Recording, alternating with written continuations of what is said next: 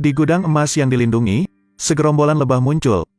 Ternyata ini adalah tipu muslihat para pencuri untuk menghancurkan mesin inspeksi. Pria terbang liar di jalan. Penguji tidak mengeluarkan alarm apapun. Leo pasti lewat di sana. Dia mengenakan topeng yang telah dia persiapkan sebelumnya. Sangat cepat melalui loop pengenalan wajah.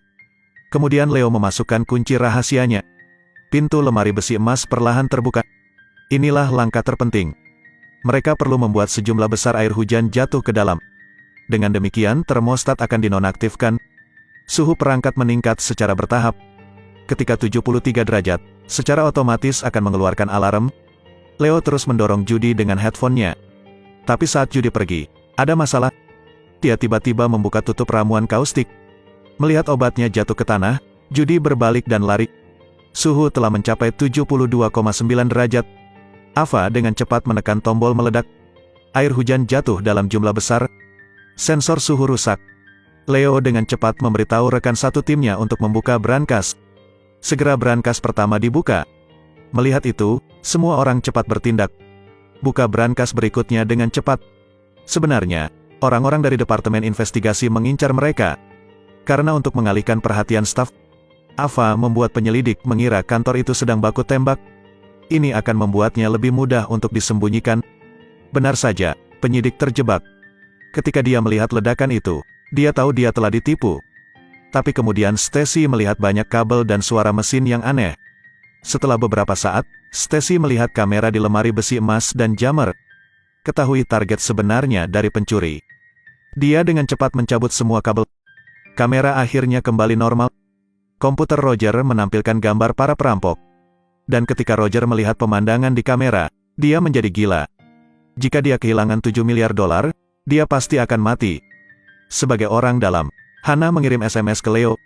Roger tahu tentang emas yang dicuri itu. Pergi ke sana. Leo menyuruh semua orang untuk memindahkan pelat petir. Tanpa diduga, di tengah jalan, Hannah mencuri piringan petir ini. Dia memasukkan beberapa pelat petir asli, lalu mendorong pelat petir palsu itu kembali ke lift. Stan tidak tahu, jadi ketika dia melihat kotak itu, dia segera memasukkannya ke dalam mobil. Mendengar kabar dari petugas investigasi, Leo ingin membuka brankas yang tersisa. Tapi Bob tidak melakukannya lagi. Mengatakan $7 miliar sudah cukup dan sekarang dia ingin pergi. Akibatnya, dia membuat alarm lemari besi emas berbunyi. Ternyata dia berubah pikiran. Akan menelan $7 miliar saja. Bob baru saja keluar ketika dia menjatuhkan Stan. Ingin mengambil kunci mobil lalu pergi. Tapi Stan jatuh dan menembak Bob lagi dan masih ingin berurusan dengan Bob. Judy membunuh Stan dan juga membuang mayatnya ke tempat sampah bersama Bob. Untung 3 orang yang menginap gesit, sehingga tidak terkunci di gudang emas. Leo menyuruh mereka berdua pergi dulu. Dia ingin tinggal bersama Roger. Akibatnya, Loomis melihat Stan dibuang. Dia melarikan diri, tetapi Bob tidak melepaskannya. Niat untuk memecahkan Loomis. Siapa tahu Judy akhirnya keluar dari bayang-bayang. Dia menggunakan batang besi untuk mencekik leher Bob sampai dia tidak berdaya untuk melawan. Begitu Ava keluar, dia melihat darah di tanah. Tapi rekan satu timnya tidak terlihat. Dia tahu ada yang tidak beres, jadi dia segera menutup pintu mobil. Kemudian pergi dari sana. Akibatnya, Roger sampai di sana tepat waktu. Melihat Ava ingin melarikan diri, dia melepaskan beberapa tembakan. Bau Ava terkena peluru. Ketika dia pergi setelah melihat Bob jatuh ke tanah, dia tidak ragu untuk terus pergi. Dan Bob perlahan bangun. Dia hanya koma, belum mati. Leo kembali ke lemari besi emas dan terus membuka brankas. Hasil dari pembunuh yang dikirim Roger telah tiba. Leo tidak melawan dan dirobohkan. Leo akan segera ditangani. Hannah tiba-tiba muncul lagi dan menggunakan alat pemadam api untuk melumpuhkan si pembunuh. Tarik Leo dari tanah. Hannah bilang dia mencuri pelat petir. Sekarang semua yang ada di mobil itu palsu. Dia melakukannya untuk Leo. $7 miliar adalah jumlah akumulasi dari 3 keluarga besar. Jika Leo mencuri uang ini, ketiga keluarga besar itu akan menggunakan segala cara untuk berurusan dengan Leo. Untuk melindungi nyawa Leo, Hannah menandatangani perjanjian dengan orang-orang dari 3 keluarga besar. Dia mengirim pelat petir yang dicuri kepada mereka. Yang mana 3 keluarga besar bisa mendapatkan santunan perusahaan asuransi. Mendengar itu, Leo sangat terkejut. Gadis itu akhirnya tumbuh dewasa. Tapi begitulah adanya. Leo telah kehilangan kepemimpinan. Jadi sekarang kita hanya bisa mengikuti ide Hannah. Setelah mengucapkan selamat tinggal kepada putrinya, Leo bersiap untuk mengambil langkah terakhir balas dendam. Dia kembali ke lemari besi emas, pergi ke brankas terakhir, tinggalkan kalung halus di dalamnya. Karena Leo tahu, hanya dengan melihat tali ini, Roger tahu dia ada di sini. Kaleidoskop, bagian putih. Pencuri ini menembus brankas dengan bor. Gunakan baju Anda untuk menutupi suara pengeboran. Terlihat sangat profesional. Memang, pepatah lama sangat benar. Saat ini, seseorang di luar mendengar suara itu. Dia membuka pintu dan menyuruh Leo untuk menanganinya dengan cepat. Jadi dia dan Leo berada di pihak yang sama. Roger berteman dengan orang kaya untuk mencari berita. Dan Leo mengambil kesempatan itu untuk mengambil semua barang berharga itu. Setelah membuka brankas, keduanya bekerja sama dengan baik. Permata dan uang tunai diambil oleh Leo. Roger memasukkan semuanya ke dalam sakunya. Tapi sekarang tiba-tiba ada suara. Roger berpura-pura keluar untuk menarik perhatian pemilik kamar. Tak disangka, pemilik kamar tetap kembali ke kamar tersebut. Karena ini adalah ruang ganti miliknya. Dia ingin mengganti piyamanya di sini. Membuka pintu kamar, dia menemukan bahwa Leo telah menghilang. Dalam keadaan darurat seperti itu dia hanya bisa bersembunyi di brankas. Oksigen terus-menerus hilang. Roger juga tahu kesulitan Leo. Melihat pemilik kamar pergi, dia segera membuka brankas agar bisa menyelamatkan Leo. Leo dengan cepat mengambil barang-barangnya. Sejenak, Leo melihat Roger berdansa dengan gadis-gadis cantik. Saat ini, hati Leo sangat tidak nyaman. Karena pria kulit hitam ini ketika dia bekerja keras, dia akan ditembak begitu dia ditemukan. Pulang ke rumah untuk melihat istri dan anak-anaknya, Leo lebih bertekad untuk menarik diri. Tapi Roger adalah seseorang yang tidak memiliki siapapun untuk diandalkan. Jika terjadi sesuatu, istri dan anak tidak akan hidup. Begitu saja, Leo bertukar kartu dengan Roger. Kemudian dia membuka bengkel mobil. Saya pikir saya bisa mandiri. Hasil 8 bulan berlalu, bengkel mobil milik Leo mengalami kerugian besar. Dan suatu hari Roger juga menemukan Leo. Dia mengatakan kepada saya tujuan datang ke sini. Roger juga ingin terus bekerja dengan Leo. Karena Roger punya rentenir 250.000. Jika dia tidak membayar, dia akan mati dengan kematian yang mengerikan. Meski sangat sulit, Leo tetap menolaknya.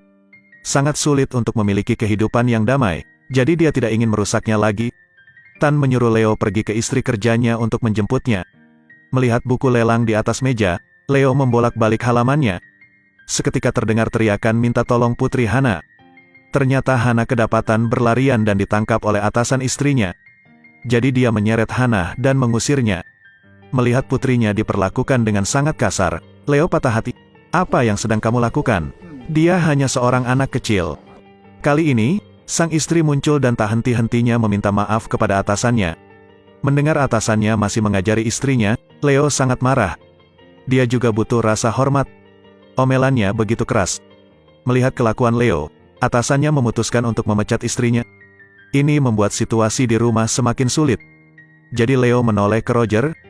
Dia melempar buku itu ke atas meja dan memberitahu Roger bahwa dia ingin balas dendam. Mereka tidak akan terang-terangan mencuri permata yang ingin dicuri Leo. Dengan demikian, kemungkinan ditemukan oleh orang lain sangat rendah. Namun setelah berpikir sejenak, Roger memutuskan untuk tidak memberitahu istrinya. Karena dia tahu istrinya pasti tidak akan mendukung. Jadi dia menyamar dan menyelinap ke pelelangan. Dan Roger masih memiliki karakter cemerlang yang sama seperti sebelumnya. Orang yang bertanggung jawab di luar memberitahu Leo. Namun malam ini sang istri juga menerima telepon dari atasannya. Ternyata sumber daya manusia pelelangan tidak cukup, sehingga atasan ingin sang istri melakukan beberapa pekerjaan rahasia. Jadi sang istri menyetir ke sana. Sisi rencana Leo berjalan sangat lancar. Setiap kalung dipajang. Setelah dimasukkan ke dalam brankas, Leo segera membuka brankas dan mencuri permata. Tapi rencana itu tidak mengikuti perubahan. Ada rantai yang dibawa kembali dengan sangat cepat. Memperpanjang waktu tidak berpengaruh. Dia dengan cepat menyuruh Leo untuk mengemasi barang-barangnya. Hasilnya Leo lupa menyimpan alat. Dia segera ditemukan oleh keamanan. Melihat semuanya akan terungkap, Roger pun masuk. Kemudian, ketika satpam tidak memperhatikan, dia membuatnya pingsan. Ada suara di walkie-talkie. Leo dan Roger hanya bisa mencuri dengan cepat. Membeli lebih banyak waktu, Roger membakar tirai. Saat api menyala, semua orang akan lari panik. Dengan begitu, keduanya bisa kabur. Leo pergi ke sana bersiap untuk melarikan diri. Akibatnya, dia berada di tempat parkir dan melihat mobil istrinya. Dia dengan cepat kembali ke api ingin menemukan istrinya. Sang istri tertimpa benda berat. Sisi Leo terhalang oleh pintu besi. Dan Roger berada di seberang Leo. Pintu rumahnya mudah dibuka. Leo ingin Roger membantu menyelamatkan istrinya. Namun di kejauhan terdengar suara bel polisi, sehingga Roger memilih kabur. Dan sudah terlambat bagi Leo untuk bergegas ke dalam api. Dia kehilangan orang yang paling dia cintai. Karena itu, Leo dan Roger menjadi musuh. Ia pun ditangkap polisi. Namun Leo tidak menyerahkan barang bukti, melainkan meninggalkan kalung yang paling berharga. Taruh di brankas Roger. Ketika Anda datang, Anda harus meninggalkan sesuatu. Leo harus memberitahu Roger bahwa ini adalah balas dendamnya. Jika dia di penjara, dia pasti tidak bisa membesarkan Hannah. Jadi Leo menyerahkan Hannah kepada Ava dan meminta Ava untuk membantu merawatnya. Saat ini, Leo tidak tahu, perpisahan ini telah berlalu selama 17 tahun.